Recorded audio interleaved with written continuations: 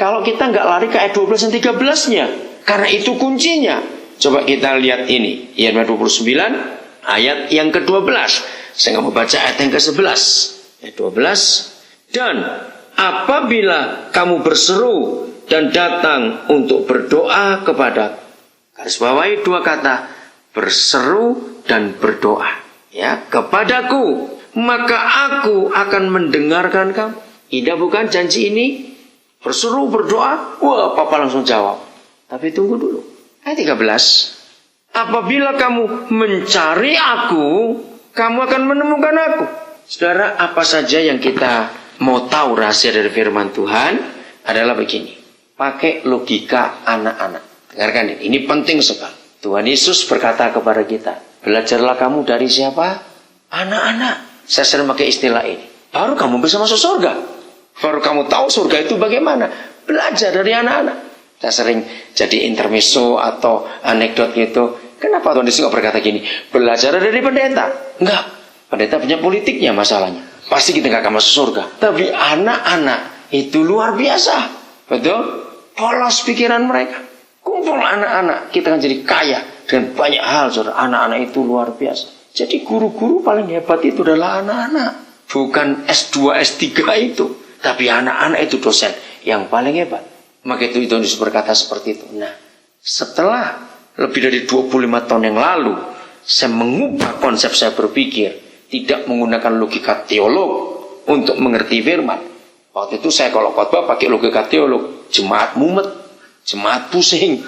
Ternyata setelah saya pakai logika anak-anak, wah, firman itu jadi hidup. Seperti sekarang saya katakan ini. Saya percaya saudara jadi terbuka sesuatu. Saya percaya ayat-ayat yang saya bacakan mungkin saudara-saudara pernah baca. Kenapa saya bisa nerangkannya dengan lain? Karena ini logika anak-anak. Maaf saya kecepatan tadi. Nggak usah dibuka lagi, kita masih ingat. Jadi dalam ulangan 6 ayat 7 tadi, Papa memberikan kita 4 tempat untuk sekolah terbaik. 1, waktu kita duduk di rumah. Keharmonisan Papa Mama dengan anak-anak. Sebelum anak-anak umur 10 tahun.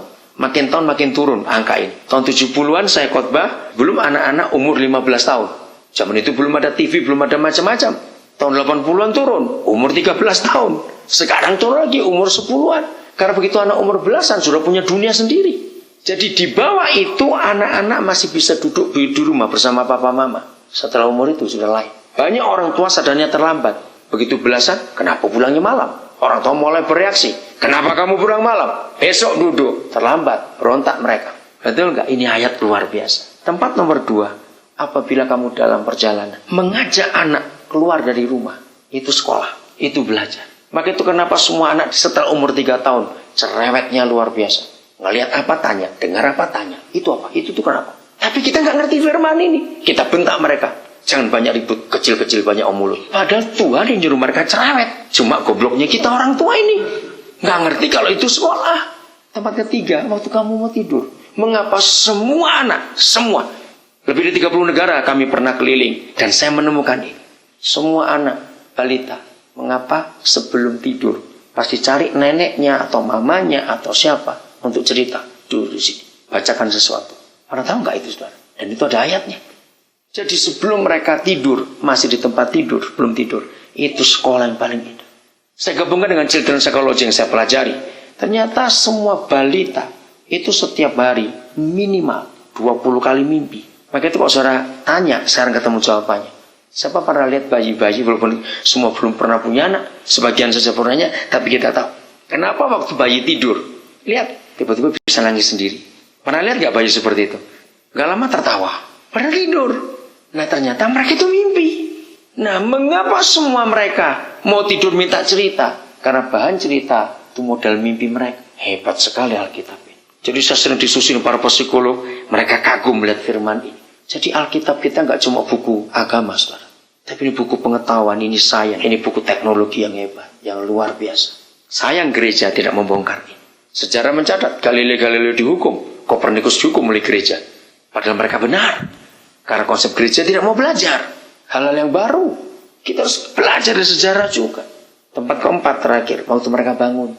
Kenapa mereka bangun mau belajar? Karena mereka mau cerita kepada papa mamanya, mimpi apa tadi? Di situ papa mama nerangkan. Hebat sekali bukan? Oke, saya lanjutkan. Jadi kita harus sungguh-sungguh menggunakan logika anak-anak. Nah, Yeremia 29. Semua anak di bawah umur 5 tahun, begitu bangun dari tidurnya, mereka ngapain? Ayo, walaupun kita semua belum punya anak, tapi kayak pasti nangis, cari ma gitu. Nangis, betul tidak? Teriak-teriak, berseru. Jadi angka pertama itu adalah balita. Apabila kamu datang berdoa dan berseru kepada aku akan mendengarkan kamu. Itu anak-anak. Maka itu mengapa seringkali kita dengar cerita begini. Dulu pertama saya bertobat, aduh Tuhan tuh baik, doa saya terus dijawab. Sekarang kenapa lama sekali? Sudah doa pagi, doa puasa, kenapa nggak dijawab? Hei, kamu bukan anak-anak lagi. Setelah anak ini umur 8 tahun ke atas, begitu mereka bangun, pasti saudara punya pengalaman. Pasti dengan jawaban, di dapur. Gitu. Artinya apa? Kenapa mamanya jawab di dapur? Artinya apa? Cepat. Kalau anak sudah 8 tahun ke atas, waktu dia bangun, sudah gede, cari dong. Lihat ayat 13, saya ulangi lagi. Apabila kamu mencari aku, jadi nggak boleh berseru-seru lagi, nggak boleh berdoa lagi, tapi mulai cari. Karena sudah mulai menuju dewasa. Betul? Apabila kamu mencari aku. Jadi Kristen kita sebagai pemikir harus mulai dewasa. Cari. Saudara pasti akan ngerti. Kalau suatu hari saudara punya anak, dan anak saudara umur 20 tahunan, ternyata kerjaannya minta uang terus. Senang gak punya anak seperti itu? Siapa jawab? Senang gak punya anak seperti itu? Minta aja. Sedih bukan? Tapi kita bangga jadi orang tua kalau anak kita sudah dewasa. Lalu ngerti apa yang direnungkan, dipikirkan orang tuanya. Lalu anak itu bisa beri masukan, bisa beri usulan begini begitu. Nah ini ayat. Cari aku. Makin dewasa, cari kehendak papamu itu apa. Jangan cuma minta aja kerjaan. Kita diajar di gereja, mintalah, mintalah, mintalah. Maka itu orang Kristen taunya cuma minta saja. Jujur doa kita isinya cuma 2. Kalau nggak minta ya lapor, kalau nggak lapor ya minta. Renungkan doa kita. Jawab ya atau tidak. Mana doa kita diskusi dengan Papa? Kenapa begini ya Tuhan? Kenapa begitu? Apa yang harus aku buat? Contoh saja para pendoa syafaat. Saya sampai marah kepada mereka.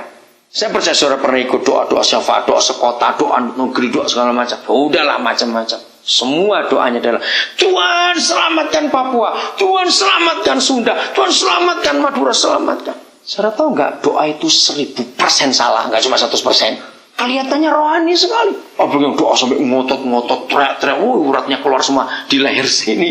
Kelihatannya rohani sekali doa seperti itu salah. Di mana salahnya? Kata selamatkan Tuhan. Berarti kita menyuruh dia. Betul tidak? Nah 2000 tahun yang lalu, bukankah Tuhan Yesus menyuruh gereja, pergilah kamu, beritakan Injil itu ke seluruh bumi, jadikan semua bangsa murid. Betapa kurang ajarnya kita.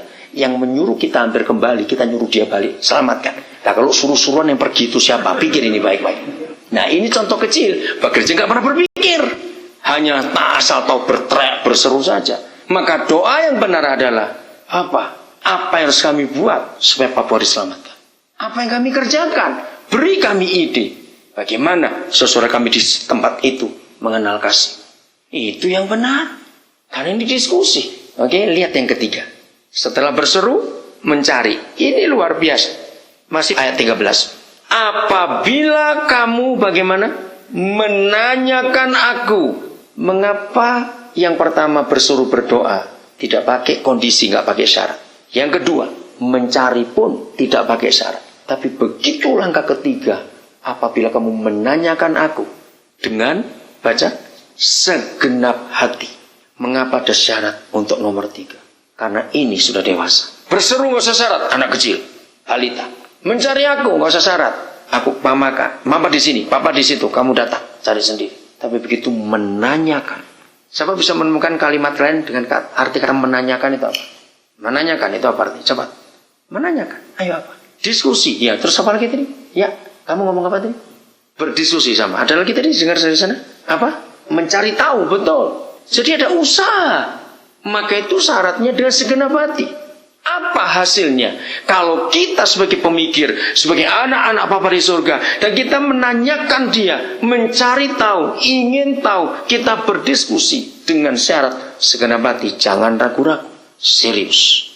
Apa hasilnya? Coba kita lihat. Dengan segenap hati, aku akan memberi kamu menemukan aku. Demikianlah firman Yahweh. Aku akan memberikan kamu menemukan aku.